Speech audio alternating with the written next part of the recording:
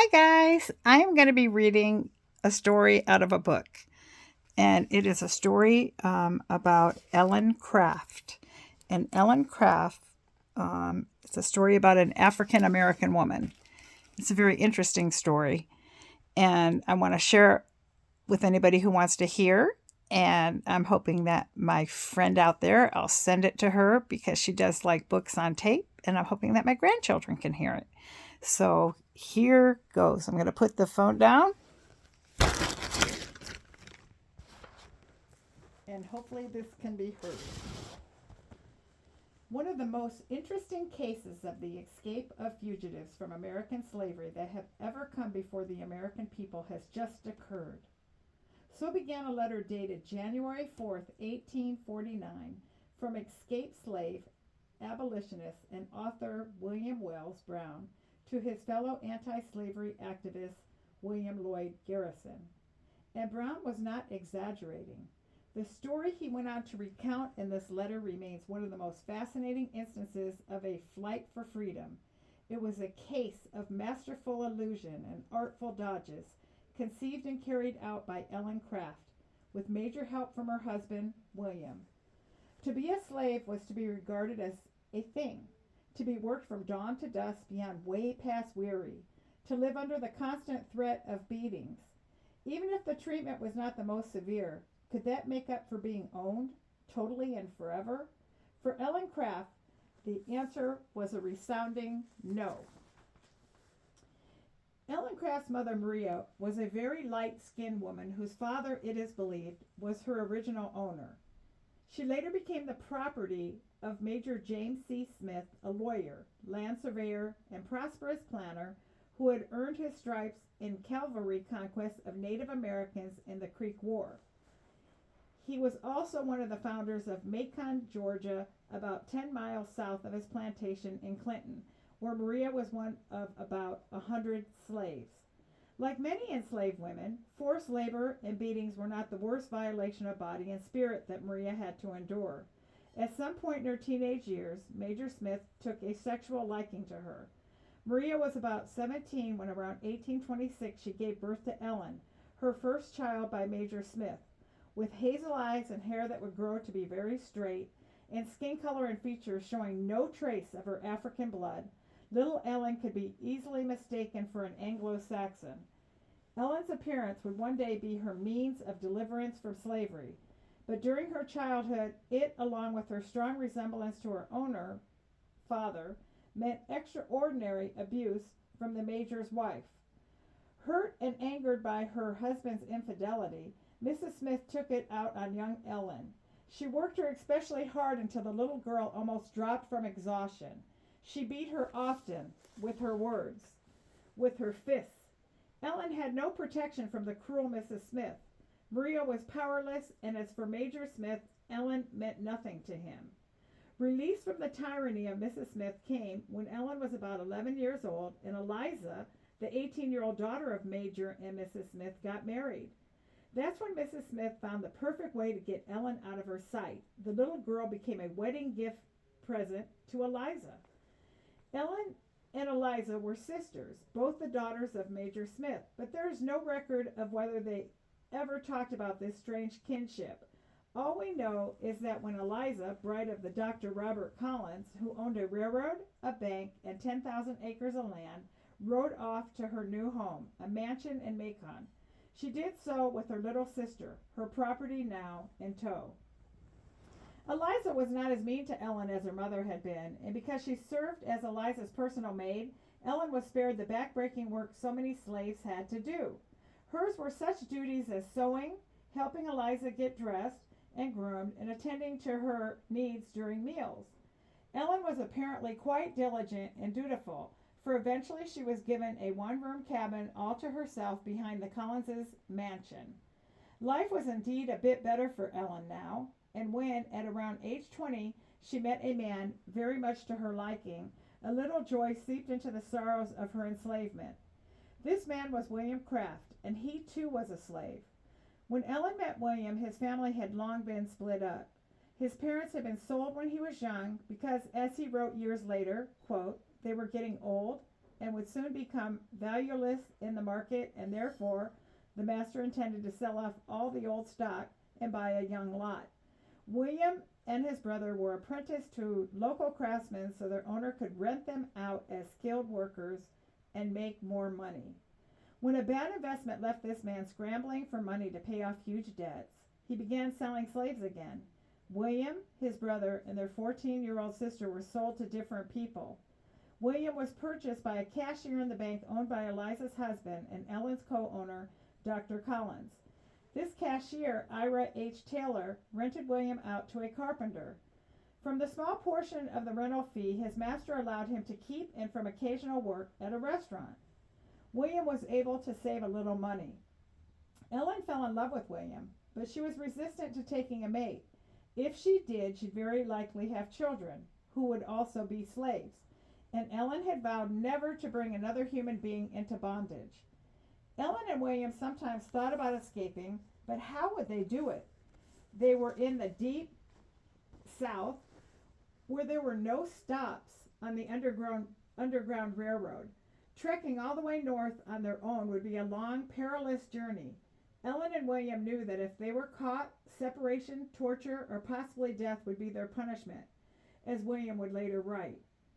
After puzzling our brains for years, we were reluctantly driven to the sad conclusion that it was almost impossible to escape from slavery in Georgia and travel 1,000 miles across the slave states. In 1846, Ellen and William sought their owner's permission to marry. Their request was granted, and they tried to make the best of life as husband and wife. They honored Ellen's vow not to have children, but they did not abandon all hope of freedom. Almost impossible to escape, is what William had said. The Crafts, both God-believing people, continuously prayed for a way out.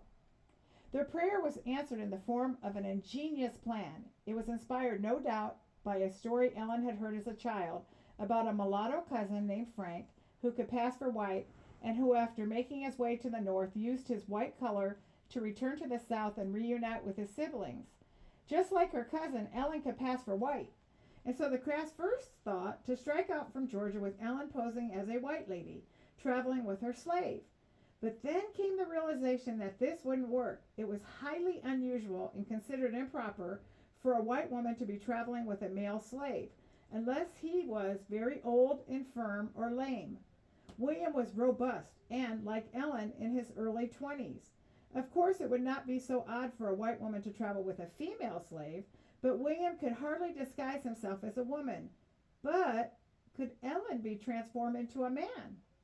Over time, William went about securing a gentleman's outfit, item by item: a black cloak, a white dress shirt, an ascot, a beaver stovepipe hat.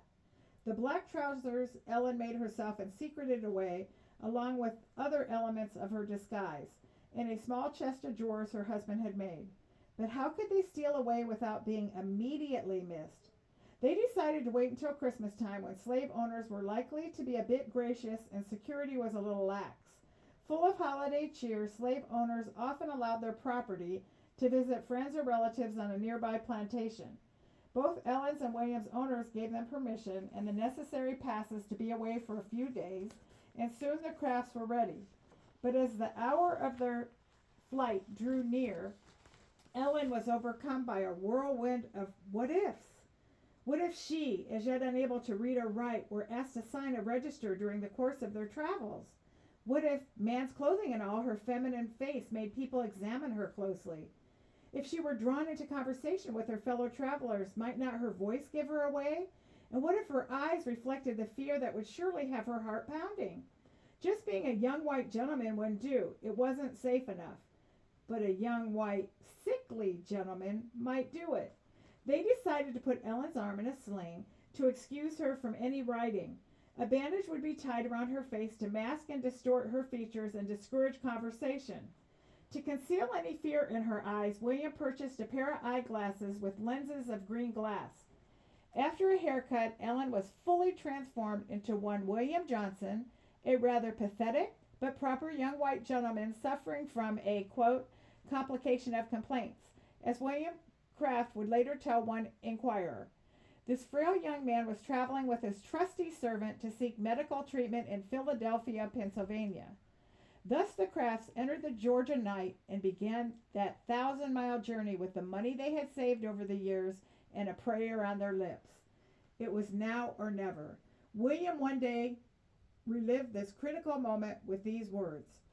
When they opened the door and stepped as softly out as moonlight upon the water, and tiptoed across the yard into the street, I say tiptoed, because we were like persons near a tottering avalanche, afraid to move or even breathe freely for fear the sleeping tyrant should be aroused and come down upon us with double vengeance for daring to attempt to escape. They knew it wouldn't be long before their owners realized they had run away. To reduce the possibility of capture, instead of taking a train directly to Philadelphia, the Crafts had planned a more roundabout journey, which would have them changing modes of transportation a lot, making it harder for a slave hunter to track them down.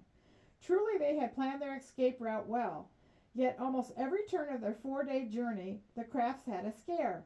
Shortly after they boarded a train bound for Savannah, Georgia, William spied the carpenter for whom he worked standing on the platform talking to the ticket seller, looking over the passengers afoot.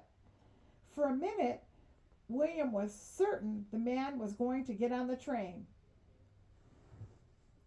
But then a bell rang, signaling the train's departure, and the carpenter did not get on board. But a Mr. Cray did. He was acquainted with Ellen's owners and had, in fact, dined with Eliza and Robert Collins just the day before, and he was seated in the same car as Ellen. Ellen kept her face turned away from Mr. Cray. When he tried to engage Mr. Johnson in conversation, she pretended to be deaf, and he soon left her alone. Ellen did not breathe easy, however, until Mr. Cray got off the train not many miles later.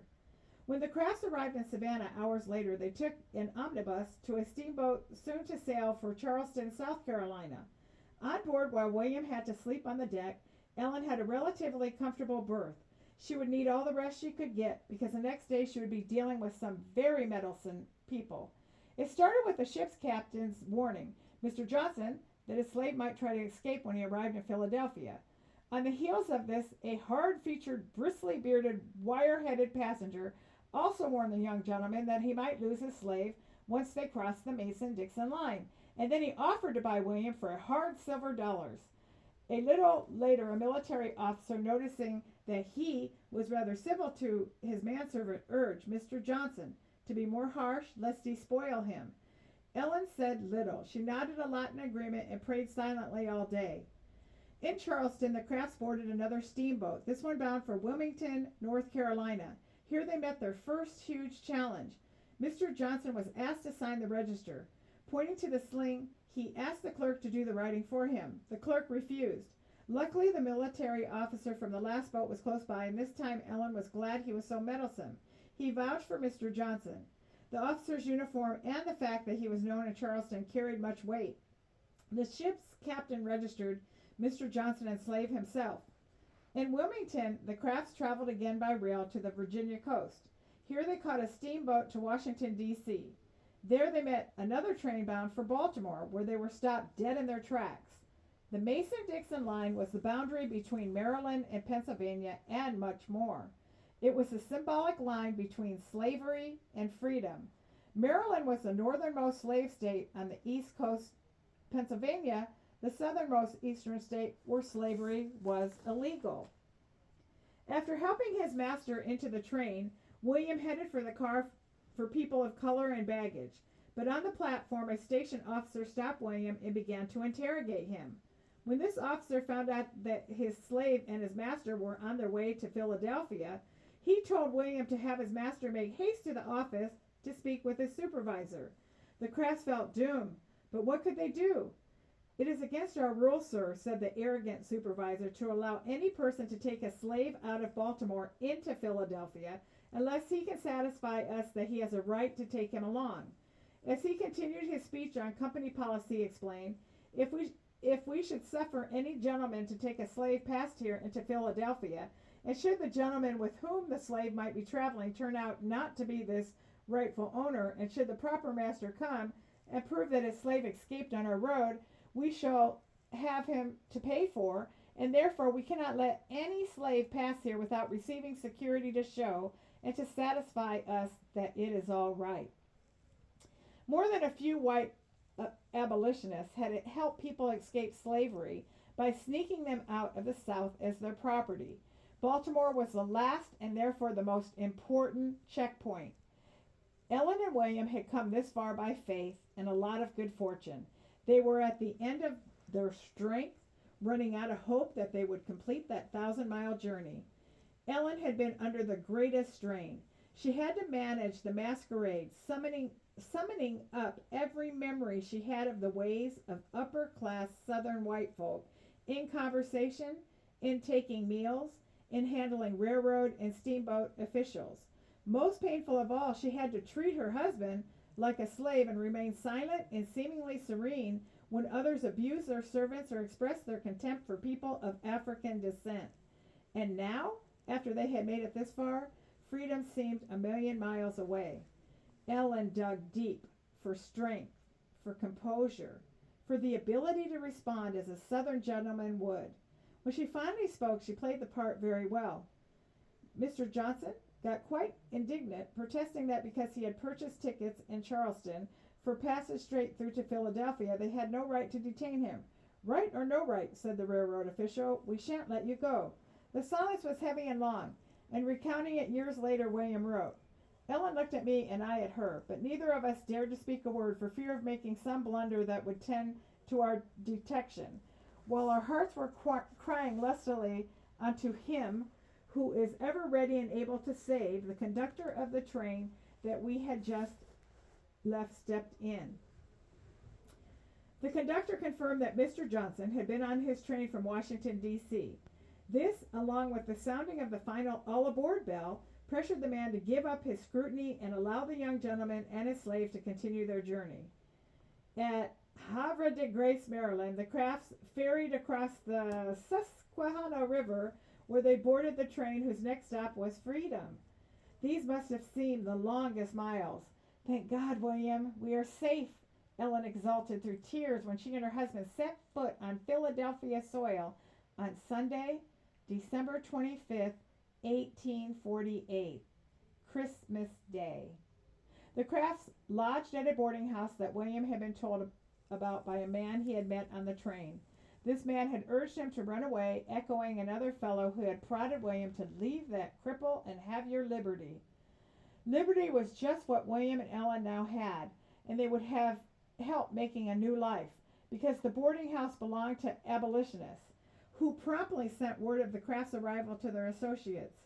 It was not long before the Crafts had some very important friends. Among them was freeborn Robert Purvis, one of the founders of the American Anti-Slavery Society and a member of the Pennsylvania Anti-Slavery Society's Executive Committee.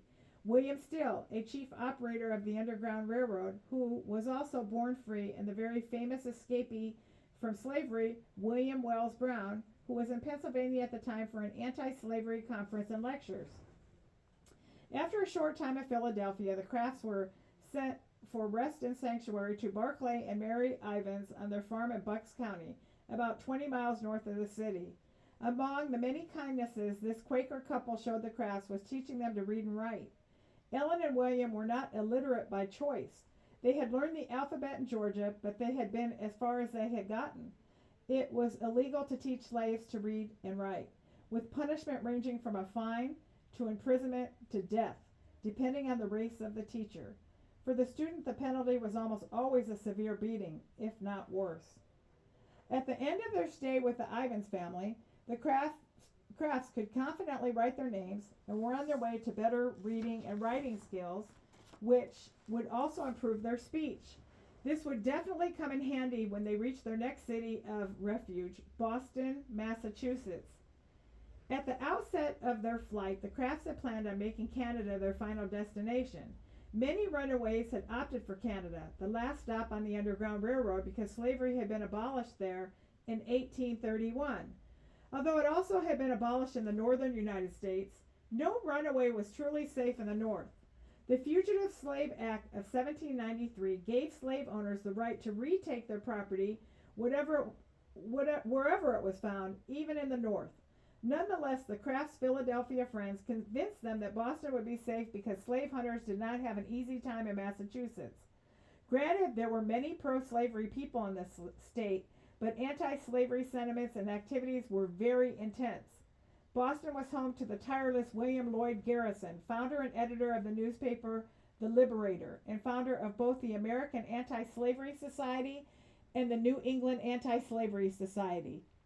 Two of Boston's other leading white abolitionists who would be of tremendous help to the Crafts were lawyer Wendell Parker and the Reverend Theodore Parker. Equally, if not more important for the Crafts' emotional well-being, was the fact that Boston had a sizable population of people of African descent. And as one historian put it, quote, for many black Bostonians, social protest was a family tradition. One example was Thomas Paul, founding pastor of the African Baptist Church, whose daughter Susan was a member of the Massachusetts Anti-Slavery Society, and whose son Thomas Paul Jr., the first black graduate of Dartmouth University, was a teacher and later headmaster at the African school. It was in Boston that in 1829, David Walker, a Malcolm X of the day, penned his pamphlet known as The Appeal, a scathing attack on slavery and a radical call for black independence and self-reliance. Boston had also become home for William Wells Brown, whom the Crafts had first met in Philadelphia. It was he who introduced the Crafts at their first public appearance on January 24, 1849. The occasion was the Massachusetts Anti-Slavery Society's annual conference at the legendary Faneuil Hall, which in colonial days was a meeting place of anti-British activists involved in several major events that led to the Revolutionary War. Anti-slavery Bostonians referred to this place as, quote, our own cradle of liberty. At Faneuil Hall, which I don't know if I'm pronouncing right, the Crafts were quite a sensation. They were overwhelmed by the applause of a crowd that had been eagerly awaiting them. William Wells Brown letter to William Lloyd Garrison about, quote, one of the most interesting cases of the escape of fugitives from American slavery, end of quote, had been reprinted in the Liberator about 2 weeks earlier, and several other newspapers had picked up the story and run articles on the Crafts. In no time at all, under Brown's direction, the Crafts were on a 4-month speaking tour to more than 60 towns, telling their story and pleading the cause of the roughly 3 million men, women, and children in bondage. In his biography of Brown, William Edward Farrison offers a sketch of a typical meeting. First, Brown introduced Craft, who recounted his and his wife's lives as slaves and their escape from slavery. Next, Brown delivered a speech. After this, he introduced Mrs. Craft, who sometimes added a few words to what her husband had said. Finally, a collection for the anti-slavery cause was taken. Abolition publications were offered for sale, and the meeting was adjourned. Though she had been the pivotal critical player in their escape, Ellen Craft was now relegated to the shadows. This had less to do with her shyness than with the fact that it wasn't customary for women to engage in public speaking. In time, Ellen did speak more, as more and more white people demanded it. It wasn't that they thought she was a better speaker than William, but they were fascinated by her appearance and her color. They seemed to be more attracted to and to have more sympathy for Ellen because she looked like them. The Crafts' popularity on the anti-slavery lecture circuit also had its dangerous side. The newspaper advocating the abolition of slavery were not the only ones to pick up their story. Not long after their arrival in Boston, Macon's Georgia Telegraph ran an article about the Crafts that had appeared in a New England paper. Quote, the Mr. and Mrs. Crafts, whose figures so larger than the above paragraph, end of quote, read the editor's note, quote, will be recognized at once by our city readers as the slaves belonging to Dr. Collins and Mr. Ira H. Taylor of this place, who ran away or were decoyed from their owners in December last, end of quote. When the Crafts heard about this article, they were not too fearful, knowing that the slave hunters were despised by many of the Boston citizens and received little assistance from the city's law enforcement officials, so they made no plans to leave or cut back on lecturing, but settled down in relative peace at a boarding house run by Lewis and Harriet Hayden. The Haydens, once enslaved themselves, were agents for the Underground Railroad and members of the Freedom Association, which had been formed to provide all kinds of help to people who escaped slavery. To support themselves, William worked as a carpenter, soon opening a furniture store, and Ellen worked as a seamstress, eventually expanding into upholstery.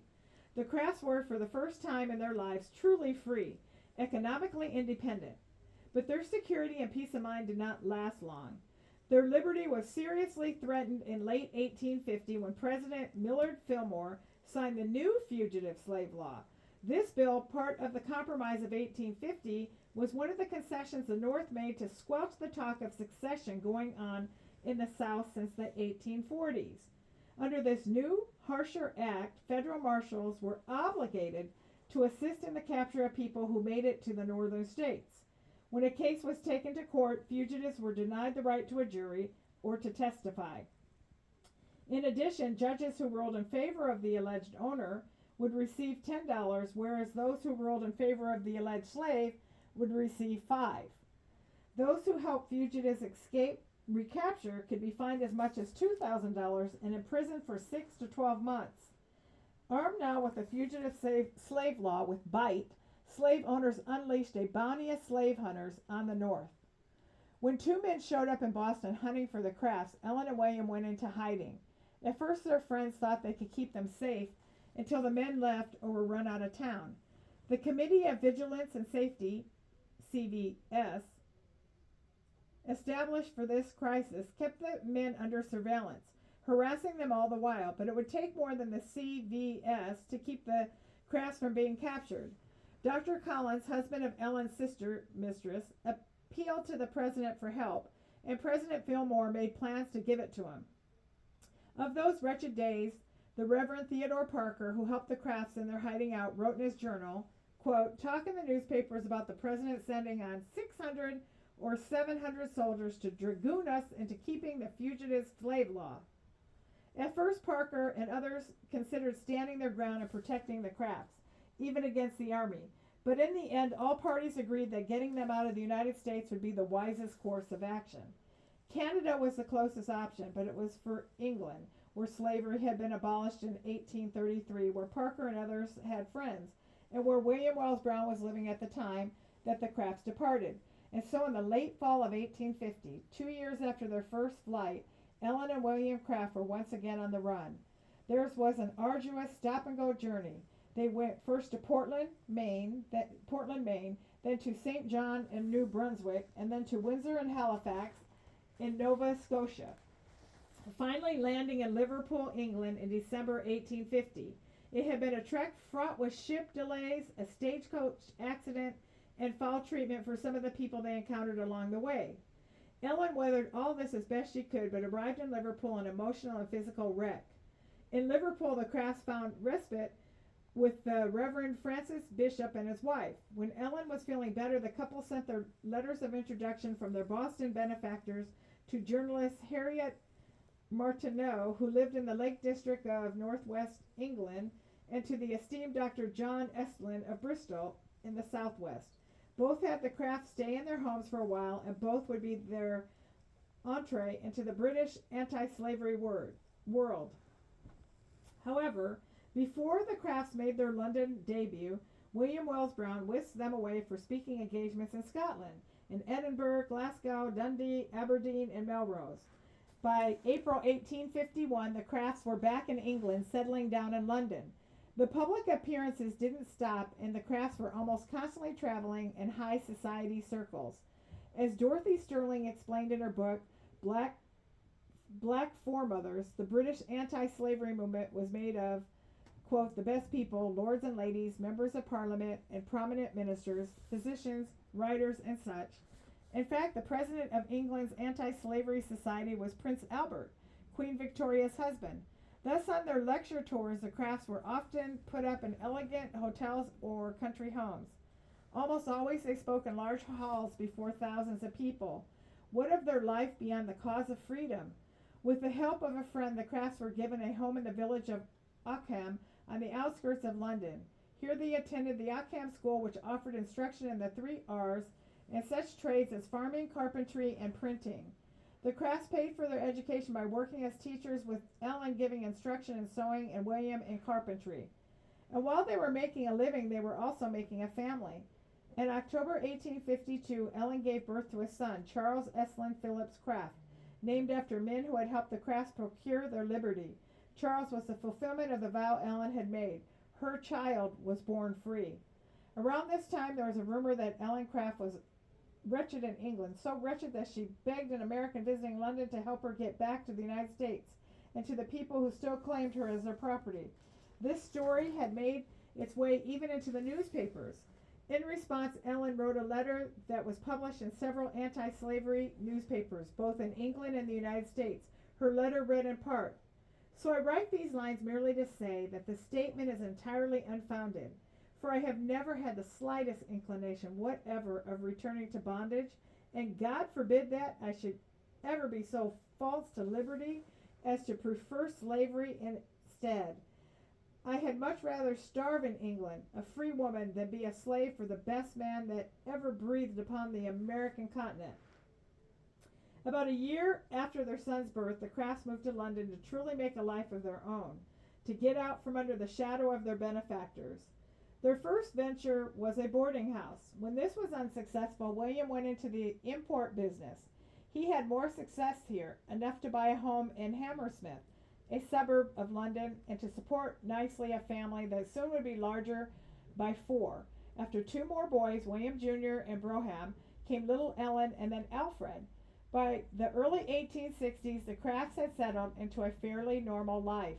They did not, however, abandon the cause. William and Ellen had been at work on getting their story down on paper to serve as more ammunition in the campaign to end slavery in the United States. This most unusual travelogue, Running 1,000 Miles for Freedom, was published in 1860. Like her husband, Ellen Craft was soon envisioning freedom for millions as a real possibility when she heard about the outbreak of a civil war in the United States in early January 1861, and how she must have wept with joy when word came that on January 1st, 1863, President Abraham Lincoln issued the Emancipation Proclamation, which freed slaves in rebel territory. Surely Ellen Craft shed more tears of jubilation over the news that on February 1st, 1865, Lincoln had approved the 13th Amendment, which declared, quote, "Neither slavery nor involuntary servitude, except as punishment for crime, shall exist within the United States." The amendment was considered in full effect that April when at Appomattox, Virginia, the Confederate Army's General Robert E. Lee surrendered to the Union General Ulysses S. Grant. It was essentially the end of the Civil War. Ellen Craft knew her people would need help in making new lives. She did her share, from working with the British and Foreign Freedmen's Aid Society to working on fundraisers. Friends in the United States, chief among them Wendell Phillips, helped her find her mother. Maria was in Macon, in good health, very hale, she was told. Helen sent money and made plans for her mother to join her in England, which Maria did in November 1865. It was a letter from their friend Lewis Hayden in Boston that left Ellen more so than William with a deep desire to return to the United States. Hayden reported on the good work being done under Reconstruction. The news filled Ellen with great expectations.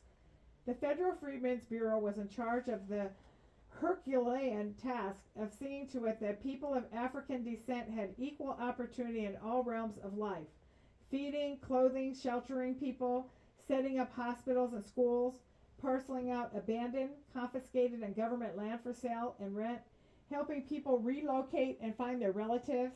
These were among the aid and services the Freedmen's Bureau offered some 4 million former slaves and some needy white people too. Reconstruction also gave African American men the opportunity to be public servants as municipal, city, and state officials and congressmen.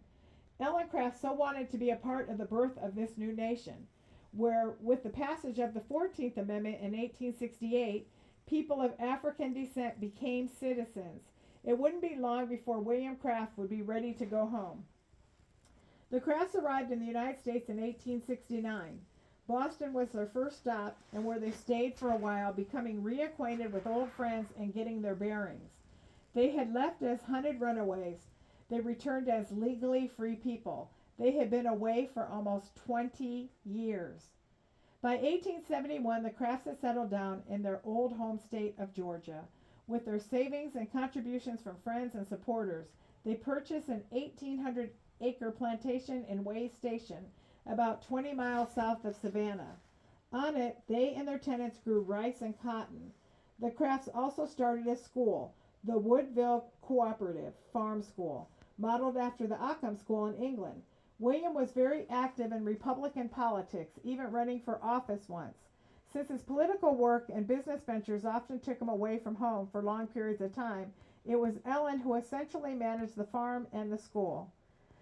There is a description of Woodville in a letter William wrote to the Boston Advertiser in July 1875. Our schoolhouse is a frame building, 30 by 40, 1.5 story. The whole house, being whitewashed, looks well for one of its kind. There are 75 boys and girls on our books, most of whom attend regularly. They go to school regularly. I can't pronounce that word. Anyway, 18 months ago, only 8 or 10 of the children that now attend the school knew the alphabet, but now the most of them can read and write quite intelligibly. Nearly without compensation, my wife and sons have worked very hard to get the children on. Ellen Craft would continue to work very hard in the coming years, but sadly the Crafts eventually were forced to abandon Woodville. A plantation was a costly enterprise. The Crafts' debts kept rising and relief was nowhere in sight. It didn't help that the financial panics in the early 1870s sent the price of cotton tumbling down and the nation into a depression. What's more, the reign of terror in the South was intensifying. Since the dawn of Reconstruction, many white Southerners had worked to destroy it and to restore white domination. Most of the Southern states enacted black codes which limited the mobility of African Americans, barred them from certain trades, and concocted rules for employer relations that rendered them virtually slaves again. In 1866, the Ku Klux Klan had formed, sparking the formation of other terrorist groups committed to white supremacy. The final blow came in 1877 when, in order to win Southern votes, Republican candidate Rutherford B. Hayes agreed that if he were elected president, the North would not meddle in the South affairs. Hayes was elected and made good on his promise. The first thing he did was pull out the troops that had been stationed in the South to keep the peace, and to keep former slave states from sabotaging Reconstruction projects. With the troops gone, much of the social and economic progress African Americans had made was lost. Around 1890, the Crafts left Georgia and moved to Charleston, South Carolina, where their son Charles and their daughter Ellen lived. The elder Ellen Craft died sometime in the early 1890s, Williams a few years after his wife. While historians disagree about the exact date of Ellen's death, there is no doubt that she lived out her last days in relative comfort in the home of her daughter and son-in-law, Dr. William Crum, who served as a government official in Charleston and in 1910 became minister resident and consul general of Liberia in West Africa. As for Ellen Craft Crum, she did her parents proud. She was active on Charleston's social and civic scene before she moved to Liberia.